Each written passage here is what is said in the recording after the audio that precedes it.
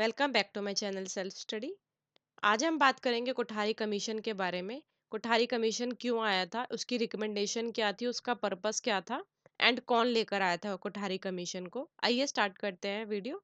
Kothari commission को national education commission भी बोला जाता है बिकॉज कोठारी कमीशन ने काफी सारा काम किया था एजुकेशन के ऊपर। कब आया था ये? 1964 में। इसका क्या मेन मोटिव था? टू डेवलप अ नेशन, की जो एजुकेशन पॉलिसी थी इंडिया में उसको डेवलप करना। कोठारी कमीशन अपॉइंट की गई थी गवर्नमेंट ऑफ इंडिया के थ्रू 1964 में, जिसका मेन मोटिव था इंडिया की जो एजुकेशन सिस्टम है उसको डेवलप करना, उसको इम्प्रूव करना। कोठारी सिस्टम के चेयरमैन थे दौलत सिंह कोठारी, जिन्होंने कुछ फंडामेंटल प्रिंसिपल्स एंड पॉलिसीज बनाई थी एजुकेशन सिस्टम को इम्प्रूव करने के लिए from primary level to the highest level. जो रिपोर्ट सबमिट की थी उन्होंने 29 जून 1966 को रिपोर्ट सबमिट की थी, जिसमें कुछ रिकमेंडेशंस दी थी उन्होंने। और जो इंडिया की फर्स्ट नेशनल पॉलिसी थी एजुकेशन के ऊपर। कोठारी कमीशन किसने अपॉइंट की थी? गवर्नमेंट ऑफ इंडिया ने। एंड उसके चेयरमैन कौन थे? दौलत सिंह कोठारी। अब ऑब्जेक्टिव्स क्या हैं कमीशन के?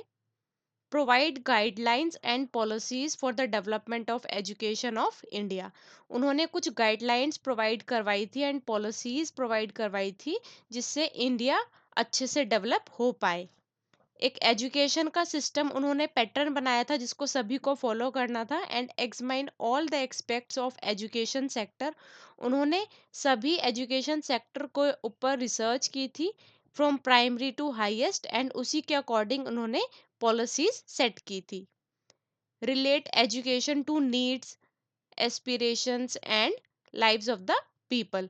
जो भी लोग हैं उनकी आवश्यकता होनी चाहिए, एजुकेशन एस्पिरेशन होनी चाहिए, एंड एक ऐसा टूल बनाना चाहिए सोशल, इकोनॉमिक और कल्चरल ट्रांसफॉर्मेशन जिससे इंडिया बेहतर हो पाए। अब उनकी रिकमेंडेशंस क्या थी? रिकमेंडेशंस पेपर के पॉइंट ऑफ व्यू से बहुत ज़्यादा इंपॉर्टेंट है, तो आप इसको ज़्यादा अच्छे से देखिएगा।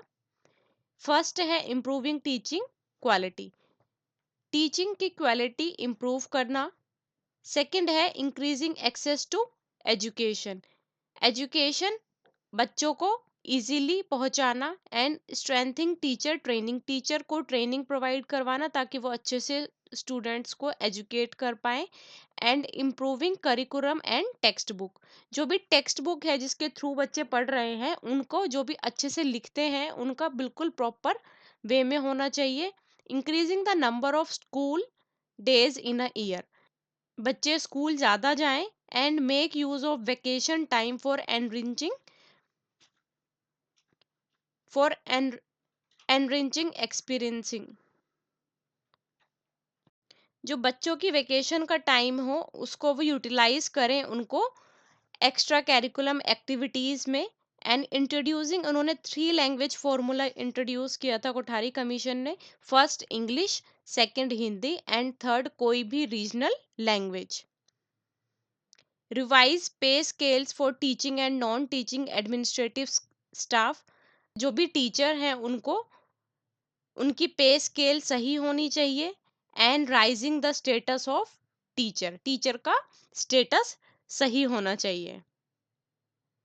फ्री एंड कंपलसरी एजुकेशन, 6 से 12 साल तक के बच्चों को फ्री कंपलसरी एजुकेशन प्रोवाइड करवानी चाहिए। Status and emoluments and education of teacher, जो टीचर है उनका स्टेटस सही होना चाहिए, उनकी पे स्केल सही होनी चाहिए। एंड एजुकेशन ऑफ टीचर, जो टीचर्स साथ के साथ खुद भी एजुकेट होना चाहते हैं, खुद भी स्टडीज कर रहे हैं, तो उनको एजुकेशन प्रोवाइड करवाई जानी चाहिए। डेवलपमेंट ऑफ लैंग्वेजेस, लैंग्वेजेस का डेवलपमेंट होना चाहिए। इक्वलाइजेशन ऑफ एजुकेशन अपॉर्चुनिटी, सबको इक्वल अपॉर्चुनिटी मिलनी चाहिए एजुकेशन के ऊपर, किसी के साथ भी कुछ भी भेदभाव नहीं होना चाहिए। एग्रीकल्चर एंड इंडस्ट्रीज के ऊपर एजुकेशन होनी चाहिए, साइंस के ऊपर एजुकेशन होनी चाहिए, यूनिवर्सिटी के ऊपर एजुकेशन होनी चाहिए एंड सेकेंडरी एजुकेशन।